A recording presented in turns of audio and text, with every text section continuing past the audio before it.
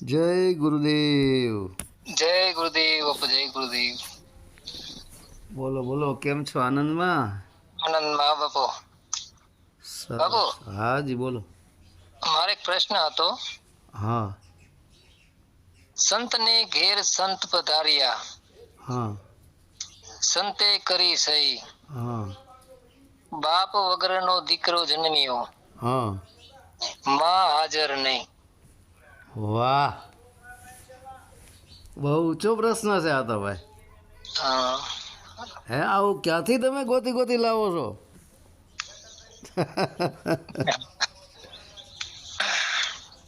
હા તો સારું ભગત, છેલ્લે સુધી ધ્યાનથી સાંભળજો, બરાબર?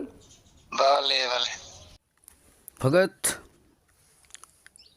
ધ્યાનથી સાંભળજો. અને એક કોક ભાઈની કોમેન્ટ પણ મોકલેલી છે.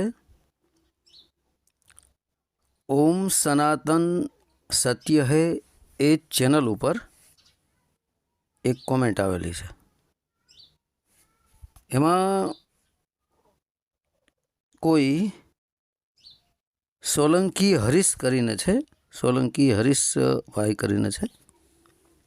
એની આ કોમેન્ટ છે, કહે છે, હે જ્ઞાની પુરુષ, હે ધના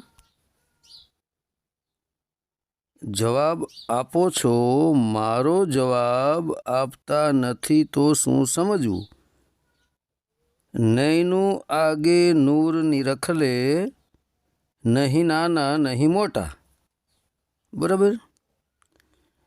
તો હવે આમાં હે જ્ઞાની પુરુષ, અરે ભાઈ સોલંકીજી, હરીશ સાહેબજી, હું કોઈ જ્ઞાની પુરુષ નથી ભાઈ. હું તમારા જેવો એક સામાન્ય વ્યક્તિ છું. તમારા મારામાં કાંઈ ફેર નથી. બરાબર? ધના એટલે ધના અહીંયા ચલો આગળ બ કરવાનું ભૂલી ગયા છે. એટલે આપણે સમજીએ બધાના. બરાબર? કારણ કે બ કરવાનું ભૂલી ગયા બની શકે કે બધાના જવાબ આપો છો, મારો જવાબ આપતા નથી તો શું સમજવું? બરાબર? અને એની જે કોમેન્ટ છે એમાં કીધું છે કે નૈનું આગે નૂર નિરખલે, નહીં નાના નહીં મોટા. બરાબર? તો સોલંકી હરીશજી ભાઈ, તમે કોમેન્ટ તો જે કંઈ કરી હોય તે, પણ આ તો ચોખ્ખું અને ખુલ્લું છે મિત્ર. હે, નૈનો આગે નૂર નિરખલે. બરાબર? તો હવે નયન એટલે આંખો થાય, નયનો એટલે બે આંખો. તો નયનો આગે નૂર નિરખલે, નહીં નાના નહીં મોટા. તો પ્યારે મિત્ર હરીશજી, એક તો આ ચામડાની નેનો થાય, આ ચામડાની નેનોથી નૂર નિરખાય, પ્રકાશ, પરંતુ એ સૂર્યપ્રકાશ ધરતી ઉપર પડતો એ નિરખાય. રાતના તો પ્રકાશ હોય નહીં. તો અહીં નૈનો આગે નૂર નિરખલે, નહીં નાના નહીં મોટા. બરાબર? તો અહીં સુરતાની નયન દ્વારા કીધું છે. પણ એ હરીશજી ક્યારે સંભવ બને કે જ્યારે સાચા દેહધારી સદગુરુ મળે. હું એ પણ કહું છું કે દેહધારી સદગુરુના લક્ષણો કેવા હોય? જે મોહ માયામાં નથી, જેની અંદર અહંકાર નથી, કામ ક્રોધ લોભ મદમોહ શબ્દ સ્પર્શ રૂપરસ ગંધ નથી, વિષય વાસના રહિત છે, સત્યનિષ્ઠ છે, દરેકની ઉપર પ્રેમ ही પ્રેમ રાખે છે, કોઈ ધર્મને નાનો દેખાડતો નથી અને મોટો થવાનો પ્રયત્ન કરતો નથી, કોઈના પ્રત્યે જેને રાગ દ્વેષ પણ નથી, જેની સમાન દ્રષ્ટિ હોય, આવા જો સંત મળે ને તો નૈનો આગે નૂર નિરખલે, તો એ ખબર પડે. બરાબર? પણ અત્યારે તમે જુઓ, વાદ વિવાદ સિવાય બીજું કાંઈ છે નાના મોટા કરવા સિવાય બીજું કાંઈ છે? એક કે અમારો ધર્મ મોટો, એક કે અમારો પંથ મોટો, એક કે અમારો વાળો મોટો. આના સિવાય બીજું કાંઈ તમે જોયું છે આ કળિયુગની અંદર? તો આ કળિયુગની અંદર આવા નયનો આગે નૂર નિરખલે એવું બતાવનારા એવા ગુરુ મળવા અતિ દુર્લભ છે ખરા. નથી એમ નહીં, ધરતી વાંજણી ન હોય, બરાબર, પણ અત્યારે જાજા ઢોંગી અને પાખંડી ધર્મના નામે ધંધા કરનારાઓ છે, જેને જ્ઞાનનો છાંટોય હોતો નથી, માત્ર કથણી બકણી હોય છે, બરાબર. અને આત્મ પરમાત્મ શબ્દનો જેને અનુભવ પણ થયો હોતો નથી, વાણીની વ્યાખ્યા વિશ્લેષણ કરી અને લોકોને ભરમાવી અને ચેલિયું ચેલા મૂંડી એના પૈસા બનાવી અને ધન હડપતા હોય છે, બરાબર. હું એ પણ કહું છું કે હદ બારનું ઢોંગ પાખંડ આદરું છે. મેં એકવાર નહોતી વાત કરી કે ગોઠણ સુધી પગ પાણીમાં કુંડામાં રાખે, બરાબર. ગોઠણ સુધી પગ ડૂબાડી દે કુંડામાં અને 25-30 જણા થઈ, જેટલા એને હાથ અડે એટલા બધા લેડીસો અને જેન્ટ્સો મતલબ સ્ત્રી પુરુષો એ પગને ધોતા હોય. પછી પગ ધોઈ લઈએ એટલે કપડાથી સાફ કરી નાખે, ગોઠણ સુધી ધોઈ લઈએ અને પછી એને સાફ કરી નાખે. અને પછી કોઈ બોટલમાં ભરી જાય, કોઈ શીશીમાં, નાની શીશીમાં ભરી જાય. પછી ન્યાને ન્યા ઘણાય ચરણામૃત લે, એટલે એને એ લોકો નામ આપે છે ચરણા અમૃત, ચરણ પ્લસ અમૃત, બરાબર.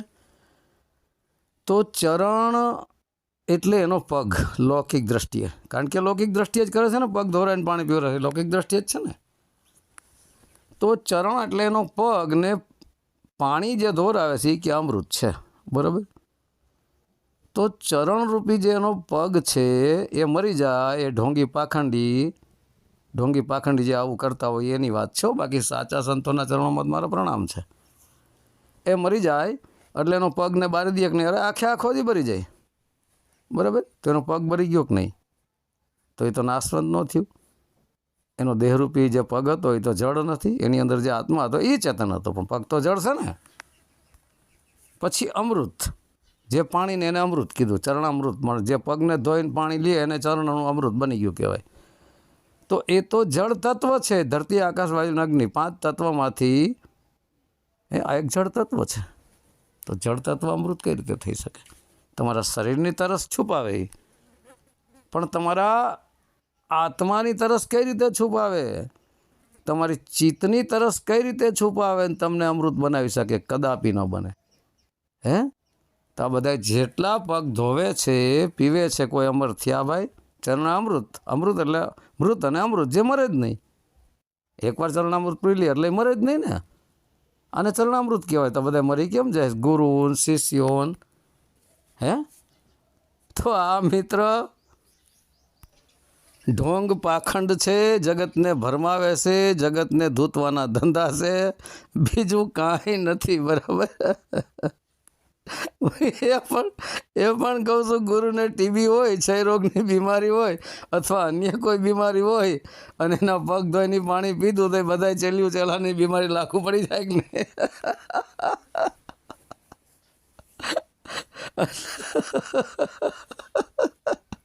આ નવટંકી નાટક જગતમાં કેવું હાલી રહ્યું સમજો તો ખરા. જાતના ભાઈ નિયમો કાઢ્યા છે. આ તો બધો ક્રિયાક્રમ નો થયો, તો પરમાત્મા તો ક્રિયાક્રમમાં નથી. આ તો બધી ક્રિયાક્રમ થઈ, ક્રિયાકાંડ થયો. તો ક્રિયાકાંડમાં તો આત્મા પરમાત્મા શબ્દ નથી, તો ક્રિયાકાંડ થયું પડશે. તો પગ ધોરાવા, પાણી પીવડાવવા, આ ક્રિયાકાંડ નથી, ક્રિયાકાંડ જ છે. એટલે એ ચરણામૃત નથી. પછી વયા જાય ને પછી ફર્સ્ટ ક્લાસ કપડાં પહેરે ને પછી થોડાક આગા ઉભા રહીએ ને પછી ચેલિયું ચેલા લાઈને સર ફૂલના હાર લઈને ઊભા હોય ને કોઈ ફૂલડે વધાવતા હોય ને વચમાં હાયલા જતા હોય ને, હે, પછી એનો ઓડિયો બનાવે ને વચમાં હાયલા જતા હોય ને ચેલિયું ચેલા જે ભરમિત થઈ ગયા હોય, બિચારા વિવેકહીન હોય, ઘૂંટડા જે પાઈ દીધા હોય, ફૂલડે વધાવે ને આરતી ઉતરાવે ને ઢોલ નગારા વગાડે ને, હે, આગળ વધતા જાય, બરાબર. પછી એક મોટું આલિશાન જેવું ગાયલું પાથરું હોય, એક ફર્સ્ટ ક્લાસ રીતનો સોફો બનાવે, ત્યાં બેસે જઈને પછી ત્યાં હે એની પૂજા કરે ને તિલા કરે ને તબકા કરે ને પૂજા કરે ને ફૂલની માળા પહેરાવે ને ફૂલના હાર પહેરાવે ને તો ગોદડ બાપુ નથી કહેતા કે અંતિ માલણ અંધા પૂજારા પથ્થર પુષ્પ ચડાવે ફૂલમાં જીવશે તો આ દેહરૂપી જળમાં 5 તત્વનો દેહ જળશે એની ઉપર ફૂલ ચડાવે તો એ ગુરુને ખબર નથી ગુરુ અજ્ઞાની કહેવાય અને શિષ્યોને ખબર નથી એ અજ્ઞાની કહેવાય કે ફૂલમાં જીવશે આ ધંધા કરે તો બધા પાપના પોટલા બાંધી રહ્યા પછી આવો વિડીયો બનાવે ને પછી અનેક ચેનલો માથે મૂકે ને પછી હે જે લોકો બિચારા જોવે એ પ્રભાવિત થઈ જાય 50% બધા આરતીઓ તાર કે કોઈ મહાન સંત છે ડ્રેસ કર્યો હોય ભોવાયા જેવો હાવ હે માથે મુગાડ ને આન તેને હાવ આપણને લાગે ને છોકરા બી જાય તો ભોવાયા જેવો તો ડ્રેસ હોય એને નવટંકી બાદ કોઈ આવ્યો એમ કોઈ નવટંકી વાળો આવ્યો એવું લાગે આપણને એટલે આ કહેવાનો અર્થ એવો છે બધા ભોવાયાના ખેલ છે બીજું કાંઈ નથી પછી થોડીક કથળી બકણી કરે અને એટલે માણસ 75% પ્રભાવિત થાય ને પછી નીચે નંબર મૂક્યો હોય ફોન કરે એટલે ફસાઈ જાય ઓલો અને આનો ગ્રાહક વધી ગયો એટલે આ બધું લોલમ લોલ છે તૂથમ તૂથ છે કોઈને કાંઈ ખબર નથી બરાબર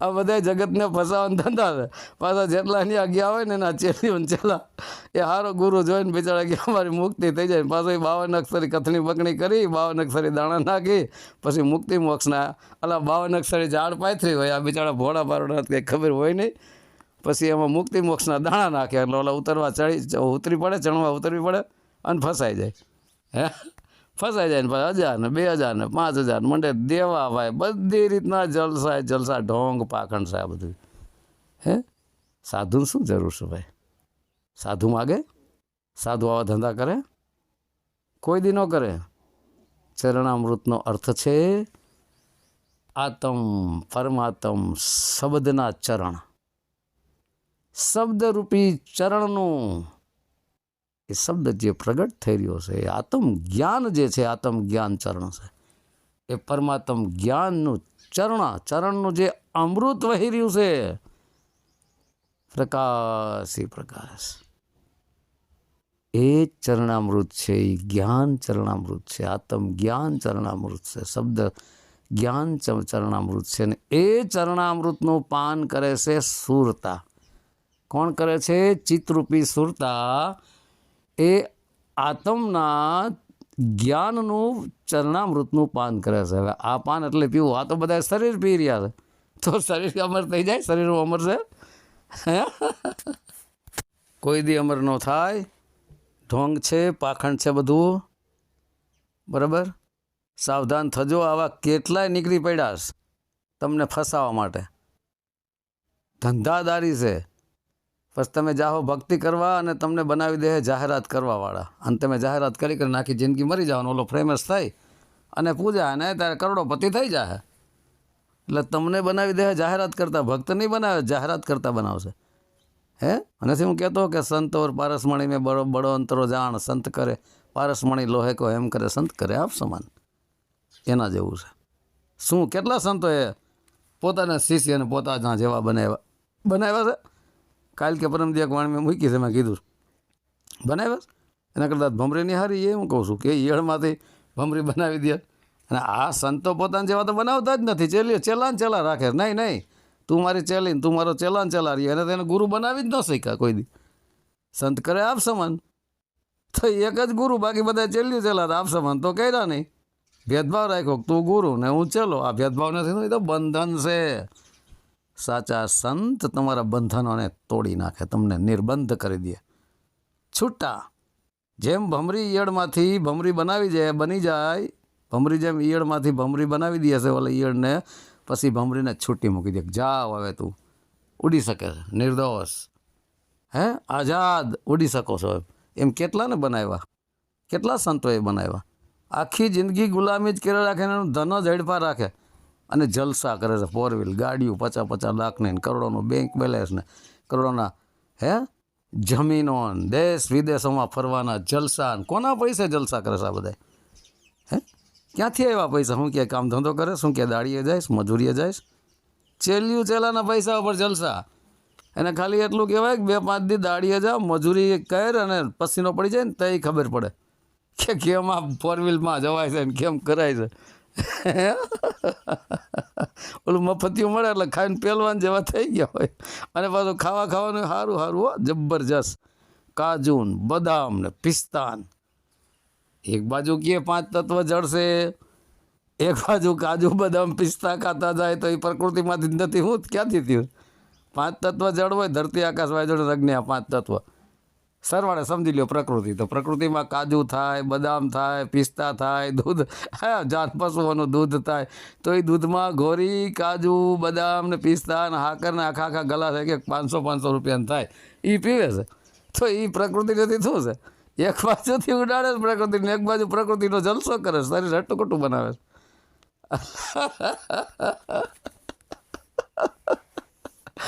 એટલે ભગત આવા નહીંનો આગળ નૂર નો નિરખાવી શકે. હે, આવા નહીંનો આગળ નૂર નો નિરખાવી શકે, બરાબર? તો આવા નહીંનું આગળ નૂર નિરખલે, નહીં નાના નહીં મોટા. હે, એ આને ન લાગુ પડે, આ તો મોટા જ થાય છે. નહીં નાના નહીં મોટા એટલે તમારું જે કહેવાનો અર્થ છે સમાન દ્રષ્ટિ, બધા હરખા, બરાબર? કોઈ નાનું નહીં મોટું નહીં, પણ આને બધાને મોટું જ થવું, ચેલ્યું નાના રાખવા. નાના મોટાનો ભેદભાવ તો એનામાંથી ગયો નથી. હે, હજી દ્વૈત ભાવમાં છે, અદ્વૈત ભાવમાં તો આવ્યા નથી. તો આનું તો કામ જ નથી. તો નહીંનું આગે નૂર નિરખલે, ચિત્તરૂપી સુરતા, એની નયનું જ્ઞાન દ્રષ્ટિ જ્યારે પ્રગટ થઈ આત્મ પ્રત્યેની, તો પહેલાં જ્ઞાન આવ્યો ને પછી વૈરાગ આવ્યો.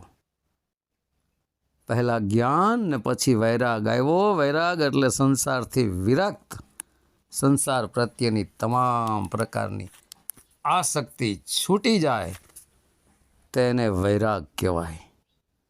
કેટલાને વૈરાગ લાગ્યો? કોઈએ છોડ્યું છે? ભેગું કરે છે દુનિયાનું.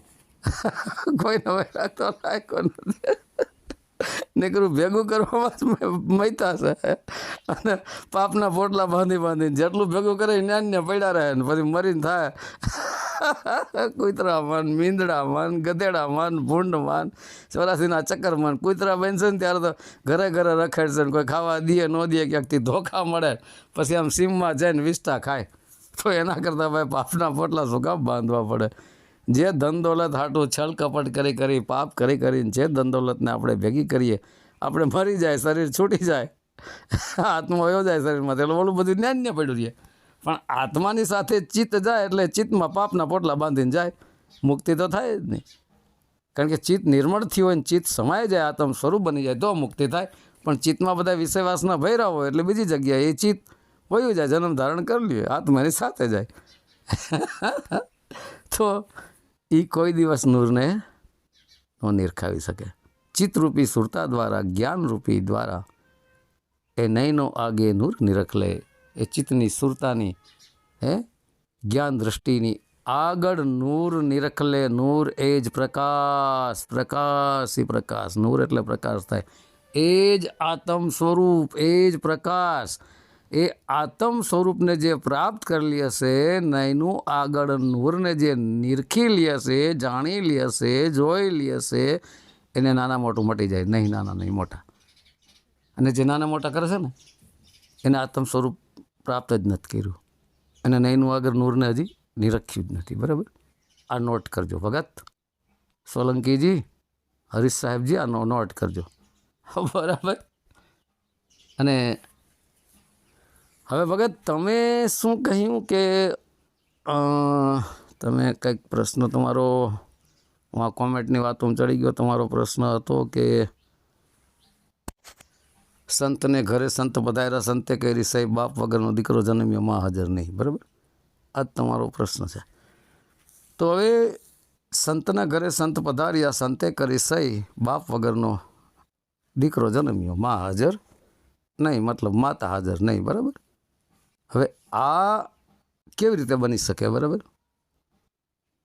તો એક લોકવાયકા છે, લોકવાયકા, કે જ્યારે માતા સીતા વાલ્મીકી ઋષિના આશ્રમમાં રહેતા હોય છે, ત્યારે લવ નામનો એક બાળક હોય છે. આ એક લોકવાયકા છે ભાઈ, હકીકત હોય તો પ્રભુ રામ જાણે ને ભાઈ જે કાંઈ હોય, મને બહુ આઈડિયા નથી બરાબર, પણ મારી લોકવાયકા સાંભળેલી છે બરાબર. એમાં એવું કહેવામાં આવે છે કે માતા સીતા જ્યારે કપડાં ધોવા માટે જાય છે બરાબર નદીએ, તો એક ચક્ષુ પ્રજ્ઞા મહારાજ હોય છે. ચક્ષુ પ્રજ્ઞા મહારાજને માતા સીતા પોતાના બાળક લવને સોંપીને જાય છે. ઘોડિયામાં લવને સુવરાવે છે. અને આગળના જમાનામાં તો જે ઘોડિયું આવતું ને એની એક રસ્સી આવતી, દોરી આવતી બરાબર. તો ત્યારે જ્યારે રામ વખતે તો શું છે કે આ કપડાં પણ એવું કાંઈ હતું નહીં. તો ત્યારે એક ઝાડના જે ઝાડ આવતા એવા ઘણા કેતકી નાન તેન એના એક એક પત્તાને જોડી એક એની જે ઓલી કેતકી આવે ને એની સોટા ઉતારે, કેતકીના સોટા ઉતારે ને પણ એવી રીતના એને ઘડે, જેમાં કેમ આપણે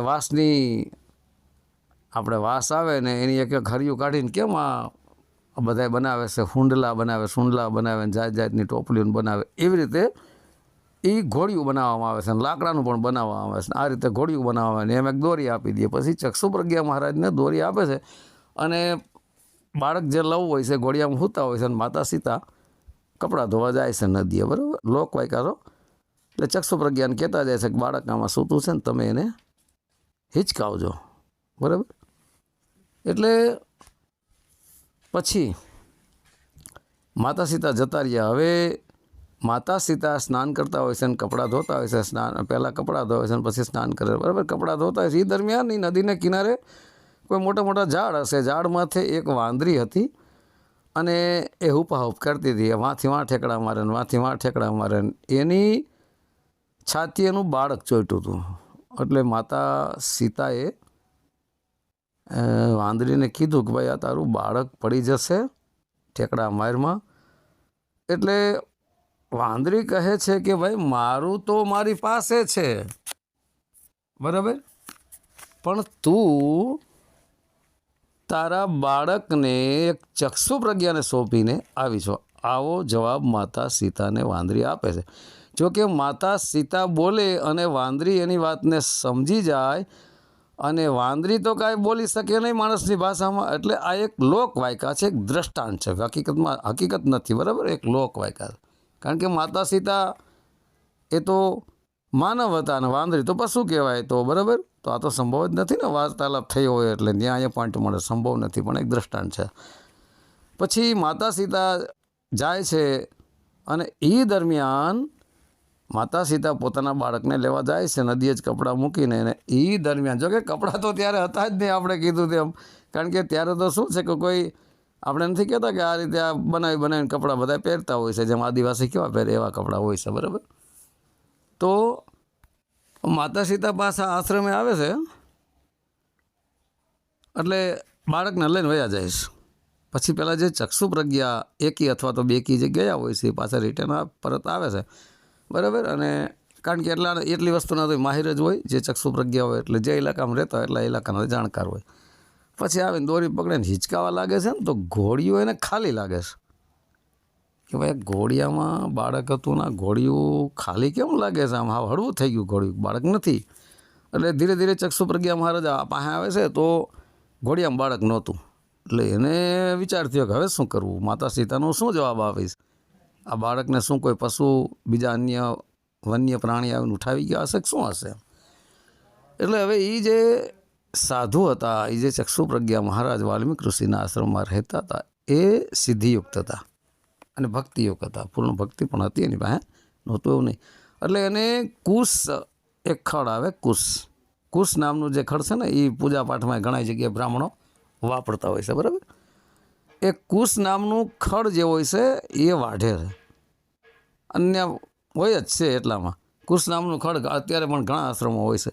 એ કુશને વાઢી અને ખડનો થોડોક પૂરો બનાવીને ઘોડિયામાં નાખે છે અને પછી દોરી પકડે છે અને પોતાની ભક્તિનું સ્મરણ કરે છે ગુરુ વાલ્મીકનું કે ગુરુ વાલ્મીક, મેં તન મન ને ધનથી જો ભગવાન શ્રી રામ, કારણ કે વાલ્મીક ઋષિએ તો રામ પહેલાં રામાયણ લખી જ નાખી હતી ને, એટલે બધાને રામનું તો જ્ઞાન હતું જ, બરાબર. એટલે આત્મ રામ સમજી લ્યો અહીંયા કે મેં તન મનને ધનથી ભક્તિ કરી હોય શ્રી રામની કે શ્રી હરિની કે ભગવાન શિવની કે XYZ, તો આ કૃષ્ણ બાળક થઈ જવો પડે. એટલે કૃષ્ણ બાળક બની ગયો, બરાબર. એટલે બાળક રોવા લાગ્યું, કૃષ્ણ બાળક બની ગયો એટલે એનું નામ પડ્યું કુશ. આવી લોકવાયકા છે હો ભાઈ, હકીકત ન સમજી લેતા, લોકવાયકા છે.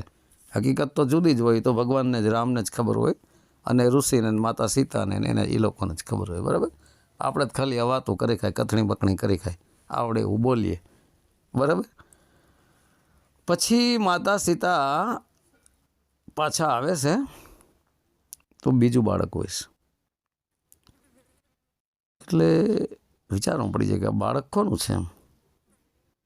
એટલે ચક્ષુ પ્રજ્ઞા મહારાજ કહે છે કે બાળક તો માતા તમારું જ છે સીતામાં. તો કે મારું તો હું લઈ ગઈ હતી, કે તમને ખબર નથી કે તમે તો ક્યાંક આજુબાજુ ગયા હતા. તો કે આ બાળક ના તમારું જ છે કે બાળક. હવે આમાં પછી ગુરુ વાલ્મીક ઋષિ ત્યાં આવે છે અને વાત કરે છે કે આ શું કરવું એમ, કેવી રીતે કરવું. એટલે જે સંત હતા ચક્ષુ પ્રજ્ઞા, એની ઝૂંપડી અલગ હતી, બરાબર. આ તો આશ્રમના ગ્રાઉન્ડમાં જ, પણ એ અલગ હતી. એટલે ત્યાં એ સંતની ઝૂંપડી, એ સંતનું ઘર થઈ ગયું ને ચક્ષુ પ્રજ્ઞા. ત્યાં આ વાલ્મીક ઋષિ આવ્યા. એટલે વાલ્મીક ઋષિ પણ સંત અને સામે ચક્ષુ પ્રજ્ઞા મહારાજ પણ સંત. એટલે આ સંતને ઘરે સંત પધાર્યા, મતલબ સંતની ઝૂંપડી એનું ઘર થઈ ગયું. એટલે સંતને ઘરે સંત પધાર્યા, એ પણ સંત અને સંત ઋષિ વાલ્મીકી પધાર્યા, બરાબર. અને કીધું કે ભાઈ આ બાળક છે, પ્રગટ થયું છે, આનું શું કરવું એમ. તો આ માતા સીતાનું જ છે એમ. આ સંતને ઘરે સંત પધાર્યા પછી વાલ્મીક ઋષિએ સહી કરી દીધી કે આ ખરેખર બાળક માતા સીતાનું છે. ઋષિ સહી કરે એમાં તો કંઈ અધૂરી હોય નહીં, કારણ કે તો ત્રિકાળ જ્ઞાની હતા. રામના જન્મ પહેલાં રામાયણ લખી નાખી હોય, કાંઈ સામાન્ય તો હસ્તી હોય નહીં, બરાબર. એટલે બસ સંતે કર નાખી સહી, બરાબર. તો બાપ વગરનો દીકરો જન્મ્યો, માં હાજર નહીં. હવે ત્યારે ભગવાન રામ એના પિતાજી એ હતા તો નહીં, અને માતા સીતા હતા તો નહીં, અને આ બાળક જન્મ ગયો, પ્રગટ થઈ ગયો. કોણ? કુશ. આ છે, બરાબર. પણ હવે ખરેખર આવી રીતે નથી, આ તો એક લોકવાયકા છે. પણ હકીકત એમ છે, એક સંતના બે શિષ્યો હતા. મૂળ હકીકતમાંથી આવીએ. એક સંતના બે શિષ્ય હતા. એમાં એક શિષ્યને આત્મ પરમાત્મ શબ્દનું જ્ઞાન પ્રગટ થઈ ગયું હતું, બરાબર. અને એક શિષ્યને નહોતું થયું. એક જ સંતના બે શિષ્યોને બે ભક્તિ સત્યનિષ્ઠ કરતા હતા, સત્યના રસ્તે ચાલનારા, પૂર્ણ વિશ્વાસ પોતાના દેહધારી સદગુરુના વચનો ઉપર, બરાબર. હવે એક સંતને, એક શિષ્યને આત્મ જ્ઞાન, પરમાત્મ જ્ઞાન, શબ્દ જ્ઞાન પ્રગટ થઈ ગયું હતું, અને એકને નહોતું થયું. અને અચાનક જ એ બંને શિષ્યોના જે ગુરુ હતો એનું દેહાંત થઈ ગયું, એ બ્રહ્મલીન થઈ ગયા, બરાબર. અને શરીર છૂટી ગયું. પછી થોડા સમય પછી, 4-5-6 મહિના પછી, બીજા જે શિષ્ય હતા એને આત્મ પરમાત્મ શબ્દ જ્ઞાન પ્રગટ થઈ ગયું. એકને તો પહેલાં જ થઈ ગયું હતું. હવે ગુરુદેવ તો હાજરીમાં હતા નહીં. પછી નક્કી કોની પાસે કરાવવું કે ભાઈ આત્મ પરમાત્મ શબ્દ જ્ઞાન મને પ્રગટ થયું છે કે નથી થયું? નક્કી કોની પાસે કરાવવું? તો આત્મ પરમાત્મ શબ્દ જ્ઞાની બોલવામાં તો આવતું નથી, કારણ કે લખવા, વાંચવા, સાંભળવા, બોલવામાં તો આવતું નથી. અનુભવની વાત છે, અનુભવની વાત તો કંઈ બોલાય નહીં. ભીખા બાત અગમ કી કંસ સુનન મેં નહીં, જો કહે સો જાને નહીં, જાને સો કહે નહીં. કારણ કે અગમ ઘરની જે વાત છે, આત્મ પરમાત્મ શબ્દની વાત છે, એ કહેવામાં તો આવતી નથી. કહે છે એને ખબર નથી, ને ખબર છે એ બોલી નથી શકતા. એટલે એ જે પહેલા ગુરુ હતા, એ પહેલા ગુરુના પહેલા શિષ્ય હતા, એના ગુરુભાઈ મોટા, જેને આત્મ પરમાત્મ શબ્દ જ્ઞાન પ્રગટ થઈ ગયું હતું, એના ઘરે આ બીજા જે શિષ્ય હતા એને પ્રગટ થયું એટલે નક્કી કરાવવા માટે પોતાના ગુરુભાઈ પાસે જાય છે. હવે એ ગુરુભાઈ જે એના રહેતા હતા એની એક ઝૂંપડી વાળીને ભજન ભક્તિ કરતા હતા, જેને આત્મ પરમાત્મ શબ્દ જ્ઞાન પ્રગટ થઈ ગયું હતું એટલે એનું ઘર થયું ને. એ સંત હતા અને આ પણ સંત હતા જેને પછી પ્રગટ થયું. હવે નક્કી કરવા માટે જાય છે એટલે આ પણ સંતને આ બે ગુરુભાઈ, એક ગુરુભાઈ બીજા ગુરુભાઈને ઘરે જાય છે, બે સંત હતા. એટલે આ એક સંતને ઘરે સંત પધાર્યા, બરાબર. પછી સંતને ઘર સંત પધાર્યા, સંતે કરી સહી, બાપ વગરનો દીકરો જન્મ્યો, માં હાજર નહીં, બરાબર. એટલે આ સંતે રજૂઆત કરી કે ભાઈ મને અનોખું એક આવું બધું થાય છે, એમાં શું છે? એમ બોલી તો શકે નહીં, કેવી રીતે કેવું, કેમ વર્ણન કરવું, એનું વર્ણન તો થઈ શકે એમ નહોતું આત્મ પરમાત્મ શબ્દ જ્ઞાનનું, બરાબર. આ તો બોલવા માટે તો હું કહું છું, આપણે બોલીએ છીએ, બરાબર. એટલે પછી ત્યાં જાય છે એટલે જોવે છે એકબીજા હામાં કે શું કરવું. એટલે સામેવાળા જેને આત્મ પરમાત્મ શબ્દ જ્ઞાન પ્રગટ થઈ ગયું તે સમજી ગયા કે આના માટે જ આ આવ્યા છે. નથી રવિદાસની વાણી કે સંતો હમે બીના બોલીએ સમજાવો, એ અનુભવની વાત છે. બીના બોલીએ સમજાવો અનુભવની વાત. એટલે જે પહેલા શિષ્ય હતા સંતના એને અનુભવ થઈ ગયા હતા અને બીજા શિષ્ય જેને અનુભવ થયા એ ગયા. એટલે 4 મિલે 64 ખીલે 20 રહે કર જોડ. બે ગુરુભાઈની બબે આંખો 4 આંખો મળી આમને સામને, હે આમને સામને મળી ને એટલે આ 4 મિલે 4 આંખો મળી, બરાબર. 64 ખીલે 32 દાંત, એકના બીજાના 32 દાંત, બંનેના થઈને 64 દાંત થયા બે ગુરુભાઈઓના, બે સંતોના.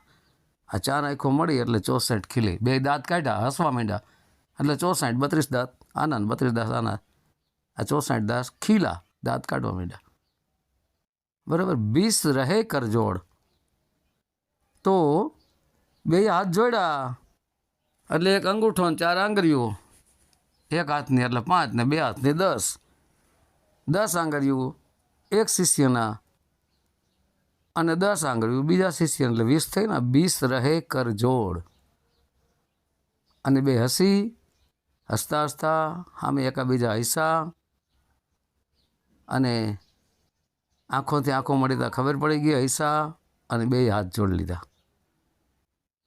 કારણ કે જેને પહેલાં આત્મ પરમાત્મ શબ્દ જ્ઞાન પ્રગટ થઈ ગયું હતું એને આને પણ હાથ જોડ્યા, આને પણ હાથ જોડ્યા, એટલે બેને એકાબીજાને શાંત થઈ ગઈ, ખબર પડી ગઈ.